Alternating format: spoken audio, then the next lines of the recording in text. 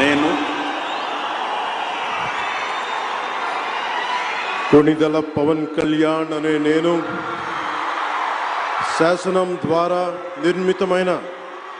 భారత రాజ్యాంగం పట్ల నిజమైన విశ్వాసం విధేయత చూపుతానని, భారతదేశ సార్వభౌమాధికారాన్ని సమగ్రతని కాపాడుతానని, ఆంధ్రప్రదేశ్ రాష్ట్ర మంత్రిగా నా కర్తవ్యాలను శ్రద్ధతో అంతఃకరణ శుద్ధితో నిర్వహిస్తానని, భయం గాని పక్షపాతం గాని రాగద్వేషాలు గాని లేకుండా రాజ్యాంగాన్ని శాసనాలని అనుసరించి ప్రజలందరికీ న్యాయం చేకూరుస్తానని దైవ సాక్షిగా